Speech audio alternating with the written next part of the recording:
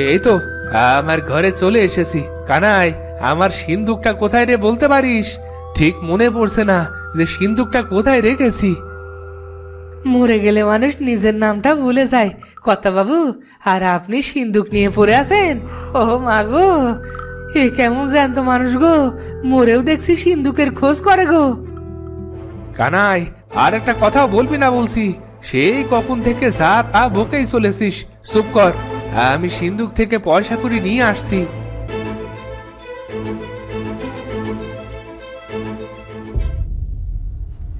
ও মা, জ্যান্ত মানুষ দেখছি, পরপারেও পয়সা করে নিয়ে যাবে গো।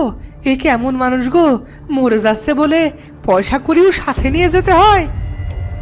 আমি এই সুযোগে পালাই, নইলে আবার বলতে পারে পরপারেও তার চাকর চাই, আর তখন আমাকে সাথে নিয়ে যাবে গো।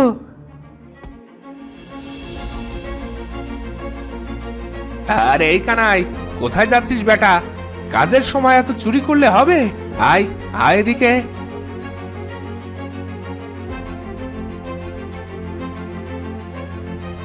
হে কি কর্তা বাবু, এত টাকা দিয়ে কি করবেন? নে, এইগুলো তোর হাতে নে। হ্যাঁ, এত টাকা কি করবো কর্তা বাবু? পরপারে নিয়ে যাবেন নাকি গো? না রে কানাই, এই সব টাকা তোর। হ্যাঁ, আমার আমার হয় কি করে কর্তা বাবু? আমার সাথে এসব নিয়ে ফাজলামো করবেন না। ফাজলামো করছি না রে কানাই, ফাজলামো করছি না। এসবই তোর টাকা। এই 15 বছর তুই আমার সেবা যত্ন করেছিস, তোর বেতনই দিলাম। হ্যাঁ কর্তা বাবু, আমি এসব চাইনি বাবু। আমি আপনার সেবা করেই মরে যেতে চাই। আমি টাকা পয়সার জন্যই আপনার কাজ করিনি, আপনাকে ভালোবেসে 2 বেলা খাবার জন্যই কাজ করেছি। আমি জানি রে কানাই, আমি সবই জানি। তাই তো মরেও মরতে পারিনি। আমার মতো লোক ঠকানো নির্যাতনকারী পুরেও মরেনি। এসব কি বলছেন কর্তা বাবু? ঠিকই বলছি রে কানাই, সারা জীবন আমি মানুষ ঠকিয়েছি, গরিবদের উপর জুলুম করেছি, সাধারণ প্রজাদের উপর অত্যাচার করেছি, আর এসব করেই এই বিশাল ধন সম্পদের পাহাড় গড়েছি। কিন্তু মরার পর সাথে করে কিছুই নিয়ে যেতে পারিনি। তাহলে এত সব ধন সম্পত্তি করে আমার কোনো লাভ হলো না। এসব কি বলছেন কর্তা বাবু? আমি তো বিশ্বাসই করতে পারছি না। হ্যাঁ রে কানাই, আমার নিজেরও বিশ্বাস হচ্ছে না যে আমি একজন অত্যাচারী জমিদার হয়ে মারা যাচ্ছিলাম।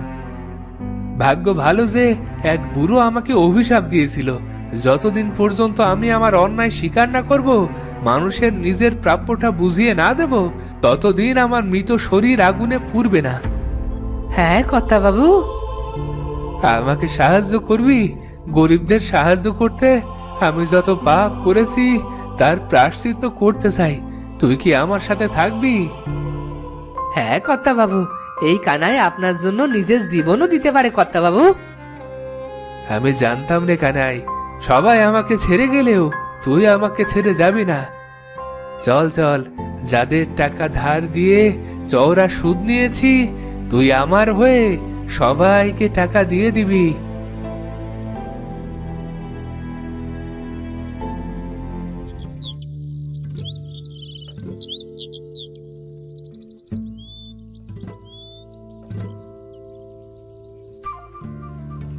কর্তা বাবু, এইটা গোপালের বাড়ি। দে, গোপালকে তুই ডাক দে। গোপাল ভাই, ও গোপাল ভাই, বাড়ি আছো নাকি?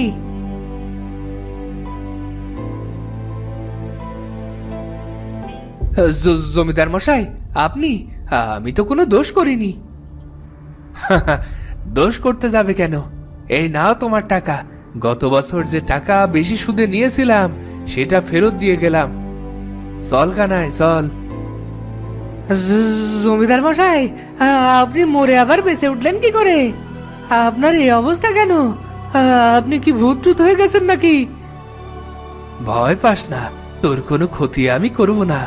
গত বছর যে টাকা বেশি সুদে নিয়েছিলাম সেটা ফেরত দিলাম।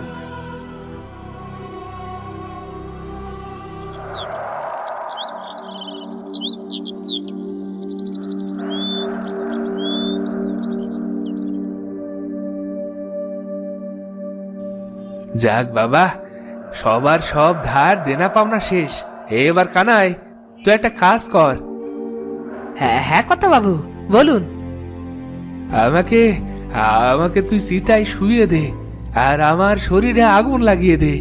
এবার এবার আমি মরেও শান্তি পাবো রে, মরেও শান্তি পাবো।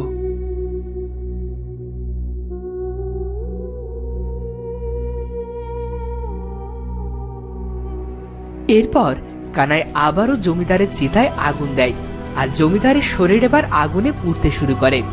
তো বন্ধুরা, ভিডিওটি কেমন লাগলো? যদি ভালো লাগে চ্যানেলটি সাবস্ক্রাইব করে বেল আইকনটি বাজিয়ে দিও। দেখা হচ্ছে পরের ভিডিওতে। ধন্যবাদ।